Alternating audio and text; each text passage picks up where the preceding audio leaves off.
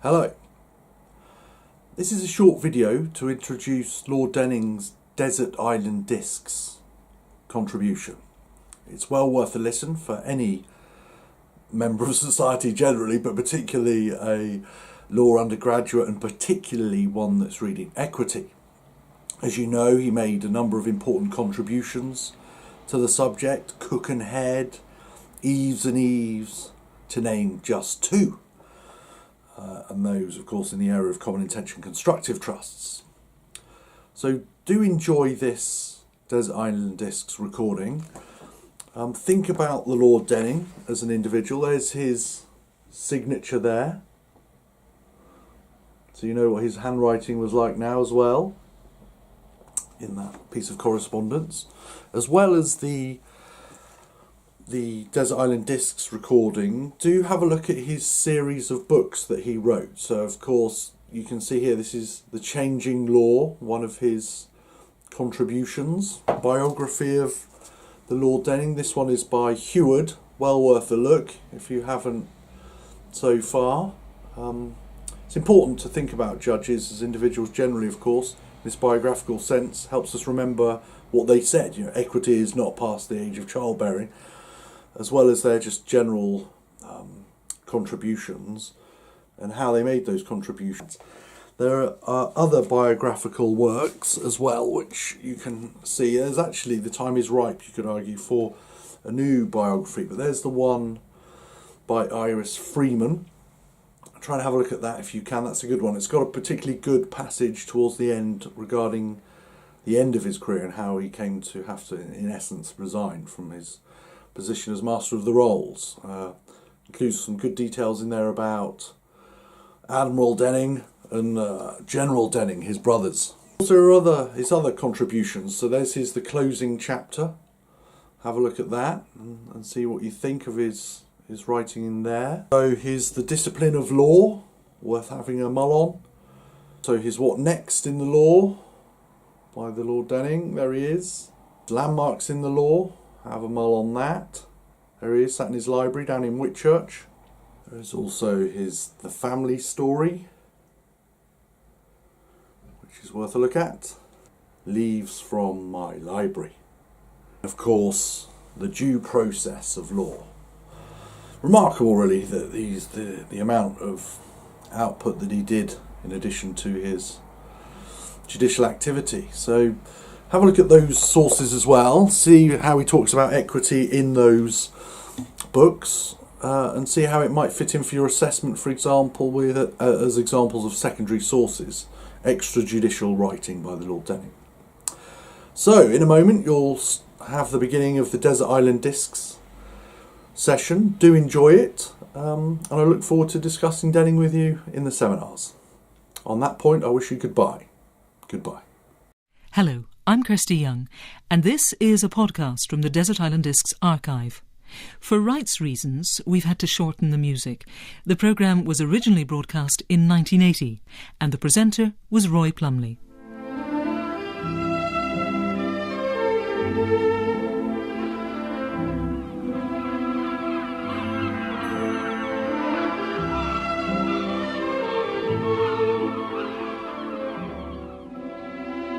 On our desert island this week is England's senior civil law judge and Master of the Rolls, the Right Honourable Lord Denning.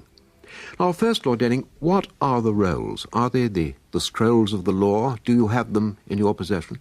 Well, they're the old parchment rolls which many hundreds of years ago all the records were kept on, of the courts and the government. They were all on parchment and not in books like we have now, but rolled up. And these were the rolls of the realm. And the Master of the Rolls was in charge of them. And we have many now in the Public Record Office, but yes, I was in charge of the rolls of the realm. And nominally, you're still responsible for the keeping? Yes, and I'm Master of the Rolls still. Right. Now, this desert island situation, could you endure loneliness, do you think? Well, I need either some of your records or anything. I'm not a lonely sort of person. I'd rather have someone with me. I'm afraid we've got rules about that, but you do have some music as a consolation. Does music mean a lot to you? Oh, it depends on what kind of music, you know. I'm not at all musical. I like the lighter stuff as a rule. You have no musical skill yourself? No, none at all, no. You've never sung in public at a smoking concert? No, but all my brothers were selected for the choir in the church, but my voice was too bad. They wouldn't have me in his choir. Is there any general reason for your choice of 8 records? Are you choosing nostalgically? Are you looking back? Oh, yeah, a certain amount looking back, because I've looked back into things which I've hummed and kept in my head or I've known in the past for particular reasons. And that's the reason I've selected what I have. Well, where do we start? What's the first one? Well, I'm going to start with perhaps the most English tune that I know of. It's mentioned even in Shakespeare, Greensleeves. And I remember it because when we had a meeting of the speakers of the Commonwealth at Westminster Hall, the Lord Chancellor came in to the tune of Greensleeves, a real English tune.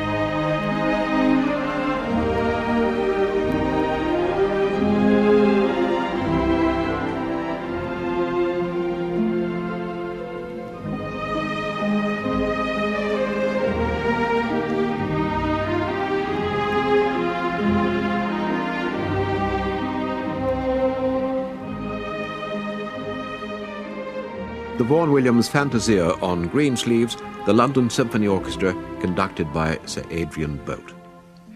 Now, Lord Denning, you were born in a small town in Hampshire. I believe your father kept a draper's shop. Yes. You went to the local school, first of all? Well, I went into our own little school, yes, and then I got a little scholarship to the grammar school at Andover, and then we went by train there. What were your best subjects at school? Mathematics. I had to get a scholarship like that to Oxford, and English. Mathematics and English literature. Did you have any particular ambition as a schoolboy? Not particularly, except my mother says when I was a little boy, I said, I think I'm going to become a barrister. Really? She remembers me saying that at about the age of 10, but I had no idea what a barrister was. When you left school, when you left Andover Grammar School, of course the First World War was on, you joined the army. Yes, I went for a little time to Oxford. I was too young, and then I was in the Royal Engineers. Yes. Then I had as commissioned as a second lieutenant. And we were rushed out to France in March 1918 when the Germans had forced us back to the gates of Paris and Amiens. And all us youngsters of 19 were rushed out to hold the line. Mm-hmm. And, of course, my brothers had been there before me, but we were rushed out then, and we held the line. You know Lord Haig's words, there must be no retirement. Every position must be held to the last man, with our backs to the wall, and believing in the justice of our cause, we will fight on to the end. That was Lord Haig's message to us, and as you know, we did fight on and went to victory. How long were you overseas? About 12 months. I was too young to go before. And when you were demobilised, you went back to Oxford? Almost at once. We were demobilised on a Thursday, and I started at Oxford again on the Monday. And you were reading mathematics, is that right? Yes. And you took a first? Yeah. What happened when you came down? Oh, well, I taught at Winchester, taught mathematics for a year then. I didn't want to stay at that all my life. So, the law instead. Back to Oxford. And how long did it take you to take your law degree? Oh, well, I got through it quickly at Oxford in, I think, 8 months. 8 months, to take a first in law from scratch in 8 months. That must be rather unusual, Lord Denning. It is unusual. What's your second record? Well, I think we might recall that first war, in this sense, when we were going up to the front line, The band used to lead all of those. Us were going up in our packs and our rifles and everything like that, and used to play down, marching to the station yard, the March Colonel Bogey. Then we got to the station gates. We went all in on our way up, and the train stood line. The band went back. But we had Colonel Bogey as the last march in our ears before we left up for the line.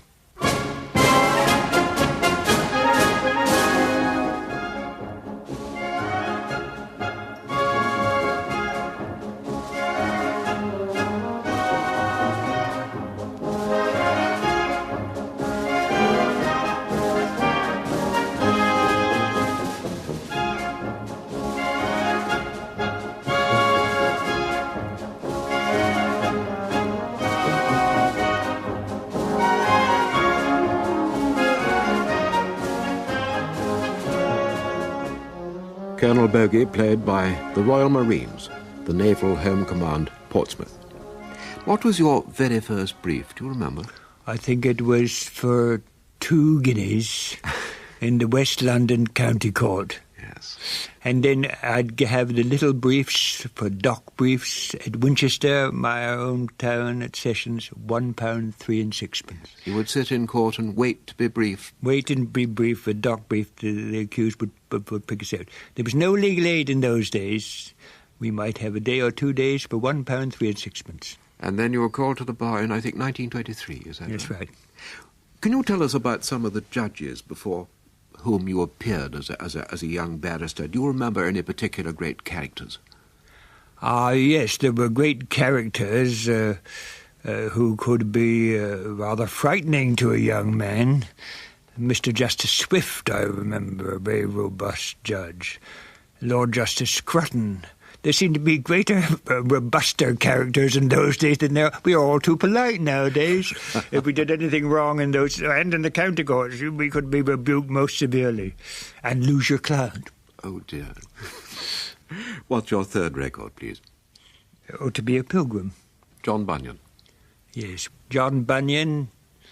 He's always been sort of behind the family, if I might put it that way, with his Pilgrim's Progress, with his good language, short, easily understood sentences, and, if I may say so, his imagery and his leading people in the right way, whether you take Vanity Fair or Slough, Despond and so on. Pilgrim's Progress has been sort of a family book. Yes, sir. And at the end, Mr. Valiant for Truth gives this poem, To Be a Pilgrim. People don't often remember it, but it is John Bunyan's poem, but it's now in our hymn books, To Be a Pilgrim.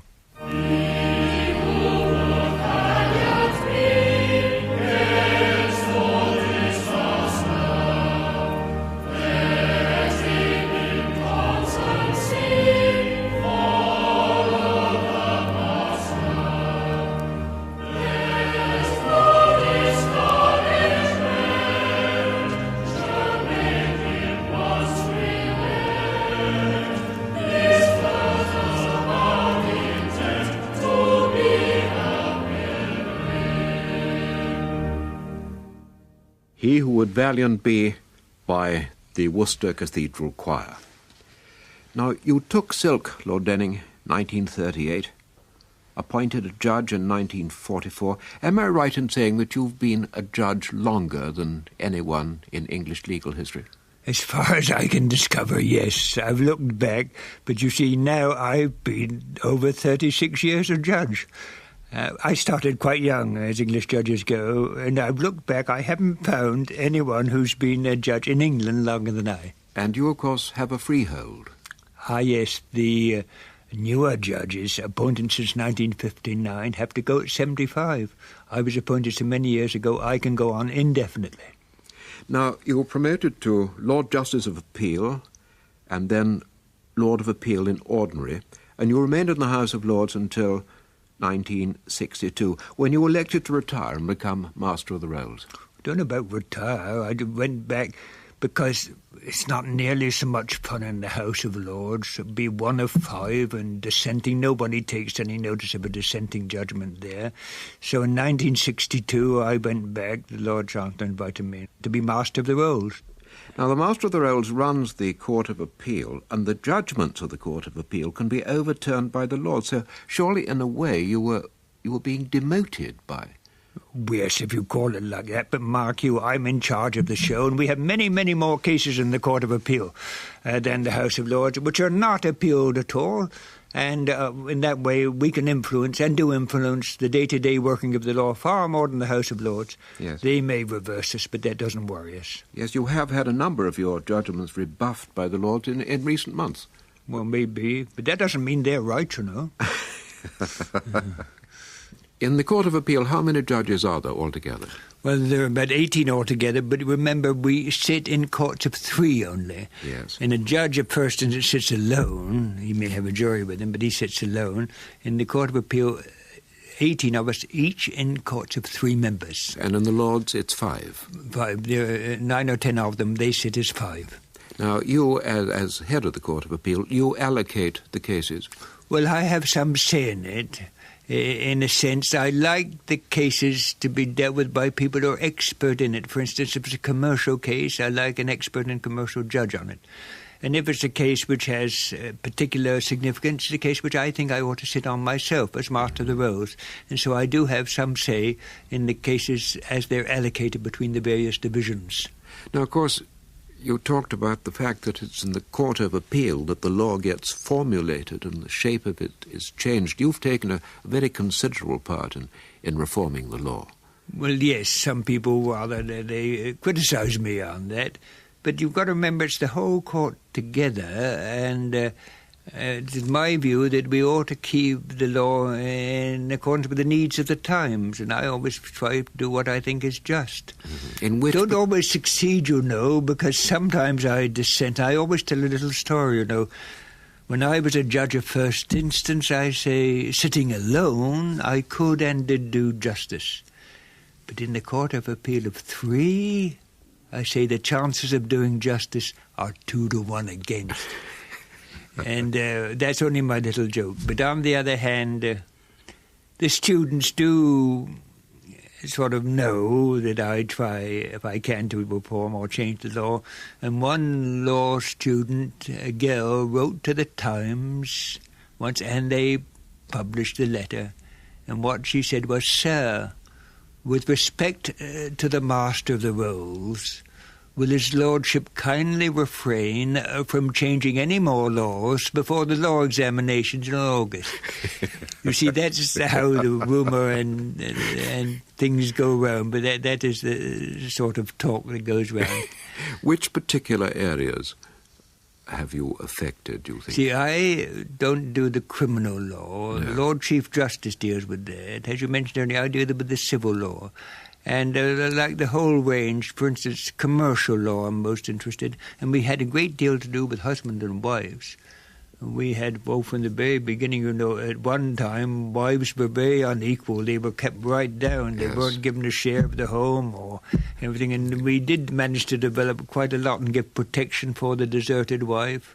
And nowadays, much more equality. We've got equality of women all the way through the law now. Yes. Wives owe you a great deal, Lord Denning. Well, some people say that. I've had letters from one man who said, "You're a disgrace," he said, "to all mankind to let these women break up homes." He said, "I only hope you have the same trouble as us." He said, "So take a rose and run right off Beachy Head and don't come back." That's the sort of letters I get from time to time. That was the husband who was disappointed with the decisions of the Court of Appeal. You get some nice ones from the wives. Ah, yes. Well, not in that, but in a way I was comforted just recently when the House of Lords reversed us about the trade union matter. Yes. I was very comforted about all sorts of ordinary people up and down the land wrote and said they supported us in the Court of Appeal. And that was a great comfort to me when the House of Lords were reversing us. Record number 4, please. Well, I remember we took all the children to see The King and I. Mm-hmm. When it was first produced at Drury Lane, Valerie Hobson was performing in it, and I remember how the children liked it and how we liked it, and she did it so awfully well. I think it's the first time she'd done much in the way of singing. Whenever I feel afraid, I hold my head erect and whistle a happy tune, so no one will suspect I'm afraid. While shivering in my shoes, I strike a careless pose and whistle a happy tune, and no one ever knows I'm afraid. Valerie Hobson singing I Whistle a Happy Tune from The King and I. Now, there can be few men in the country with so many honours and distinctions. The number of honorary fellowships in various universities is quite immense. It's a very impressive list. Well, perhaps I oughtn't to put them in for one university, but they're always awfully good of them. In a way, I always like to keep in touch with the universities, and it pleases me if they do invite me to go. You're a bencher in 3 Inns of Court, or is it 4?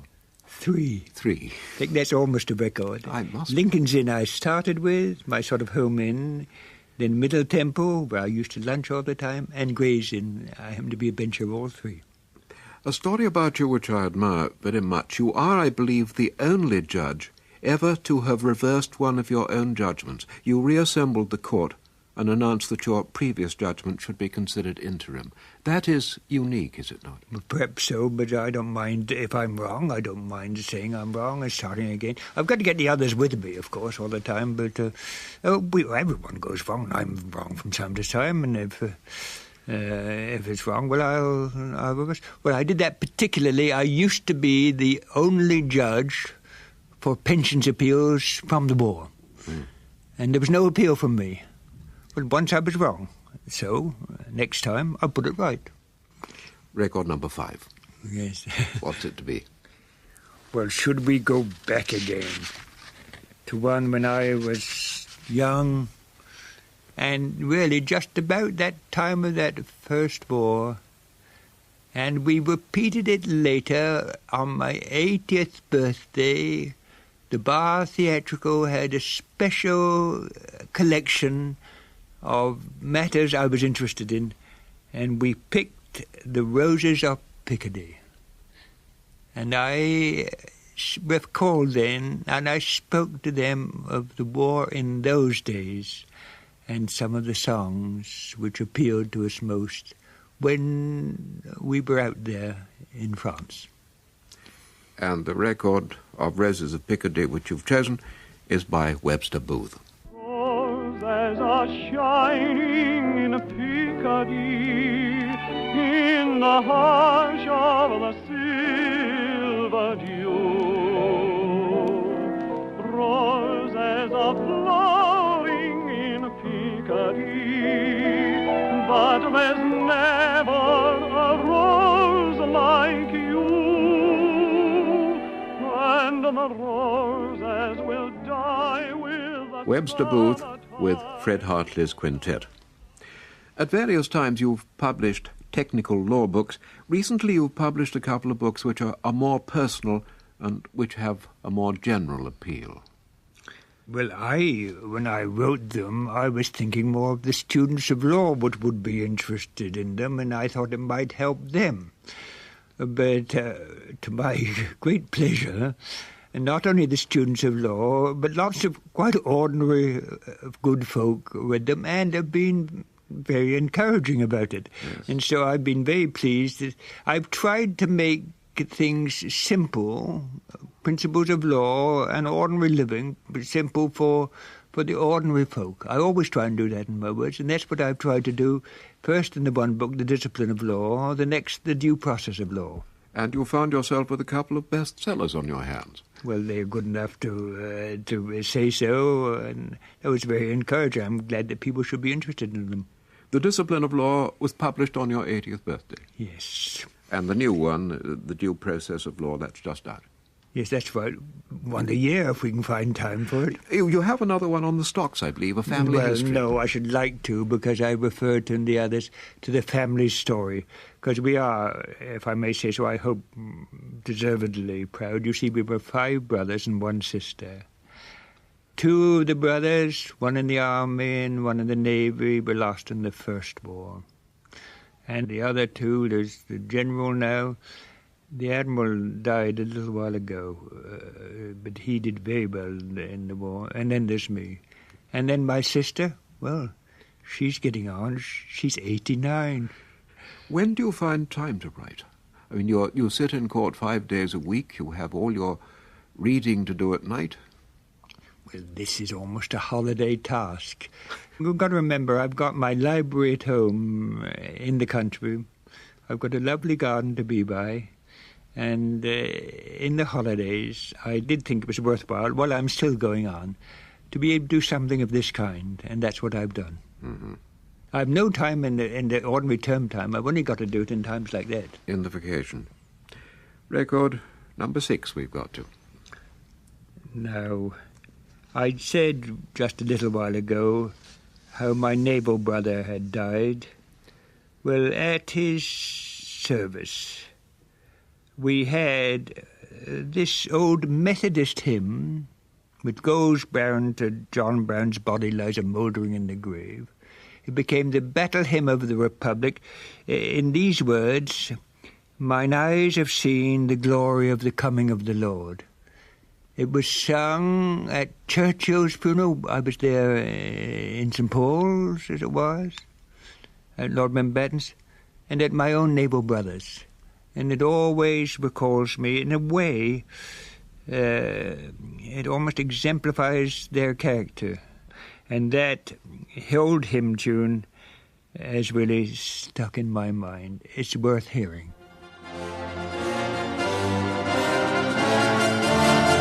Mine eyes have seen the glory of the coming of the Lord. He is trampling out the vintage where the grapes of wrath are stored. He hath loosed the fateful lightning of his terrible swift sword. His truth is marching on. Glory, glory, hallelujah. Glory, glory, hallelujah. Glory, glory, hallelujah. His truth is marching on. The battle hymn of the Republic. My eyes have seen the glory of the coming of the Lord, by the Robert Shaw Chorale and the RCA Victor Symphony Orchestra. Now, you still live in that same small Hampshire town in which you were born. Yes. And the River Test flows at the bottom of your garden, I believe. Are you a fisherman? No, but my friends are. I like to see my friends enjoy themselves, but also it's very nice to have the river running through the garden. I've done it all my life, you see. The bright crystal waters of the chalk streams, the trout and the fish there, in our garden with the little bridges. It really, if I may say so, it's the most desirable home one could have. And I believe you built the little bridges of stones from Lincoln's Inn. Yes, we crossed the bridges to the other side, to the poplar trees which I grow. We brought the old stones down from Lincoln's Inn and we made our own bridge across the river. Well, obviously you are a handyman. I'm disappointed that you don't fish. I'm thinking how you're going to manage on this desert island, because you've really got to get your own food and cook it and make some kind of shelter. But, well, if you can build a bridge, you can do most things. Well, I don't know. The bridges are much good on a desert island. You know what, I should... I wonder whether get a cup of tea on a desert island. Can you get a cup of tea, or can you get any fresh milk? Fresh milk is difficult. Now, I know you were thinking of tea as your luxury. Now, that we can provide, because we can easily give you some solar power that'll heat the kettle, and we can give you some tea, so you can have plenty of tea, but I don't think we can manage fresh milk. Oh, well, I tell you what, there's another little thing. Is quite a little time ago, someone asked my wife, what I ate and what I had. Oh, she says, we like any ordinary roast beef or lamb and so on, and rice pudding. She just put it like that. And then a headline came out in the paper, "He adores rice pudding." Well, now, yes, and a little while after that, I went to luncheon at the Savoy Hotel with some businessmen there and everything like that. And lo and behold, they provided rice pudding for lunch at the Savoy Hotel. Now, please, will you have any rice pudding on this desert island? I don't think... We can't manage the milk, you see, because your luxury must be inanimate. We can't have any cows there, and fresh milk won't keep long under the sun. Well, we'll stick to tea without milk. Tea without milk, I'm afraid. With your special solar energy and the like. That's right. Now we've got to your 7th record. What's that going to be? Well, now, I think on this desert island, I'd like a little light relief. And from Gilbert and Sullivan, if you please, I would always like the caricature of the good judge, and a good judge too, in trial by jury, after the breach of promise action, and, of course, the elderly, ugly daughter. She'd passed for 43 in the dusk with the light behind her. That's always... And it recalls the career of rather like my own, at the sessions in Ancient Bailey, appearing, and then he becomes a judge. Now I'm ready to try this breach of promise of marriage.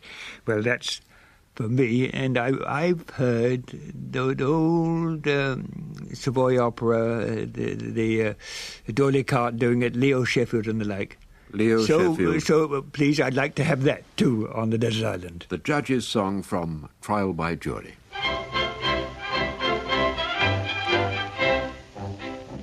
When I, good friends, was called to the bar, I'd an appetite fresh and hearty, for I was as many young barristers are, an impecunious party. I'd a swallowtail coat of a beautiful blue, a breed that I bought from a booby, a couple of shirts and a collar or two, and a ring that looked like a ruby. A couple of shirts and a collar or two, and a ring that looked like a ruby. In Westminster Hall I danced a dance like a semi-despondent fury, for I thought that I never should hit on a chance of addressing a British jury. But I soon got tired of third-class journeys and dinners of bread and water. So I fell in love with the rich attorney's elderly, ugly daughter. I fell in love with the rich attorney's elderly, ugly daughter. Leo Sheffield was the judge in a 1929 recording of Trial by Jury by the D'Oyly Carte Company. And now, your last record. What's that to be? Well, there's one country which we all love, which I love more than anyone, always recalls all the spirit, the love of England, land of hope and glory, mother of the free. That's what I always believed in my career, if you will see, for the freedom of the individual. In all my career, I've tried to stand up for the freedom of the individual against the executive power or the power of any great authorities. Land of hope and glory, mother of the free. Pomp and Circumstance is the sort of general title by Sir Edward Elgar.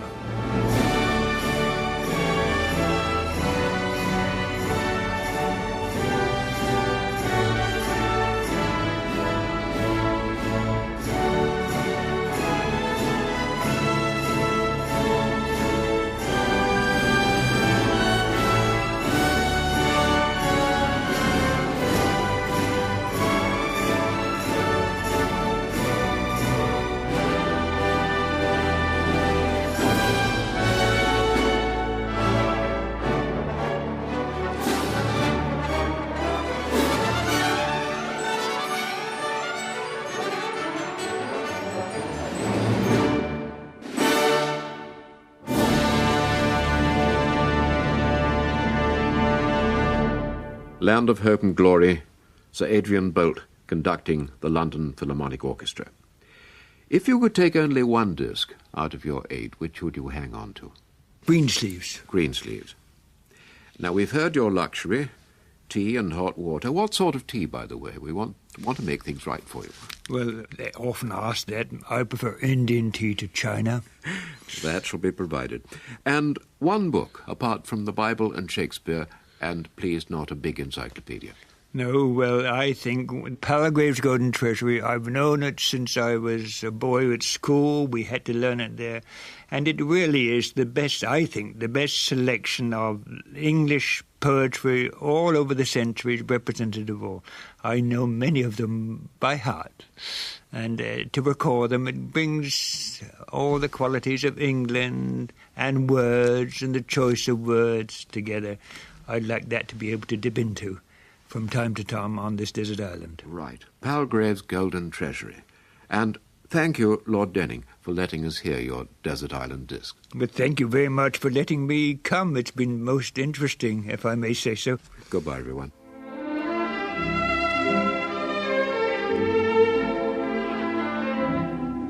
You've been listening to a podcast from the Desert Island Discs archive. For more podcasts, please visit bbc.co.uk/Radio 4.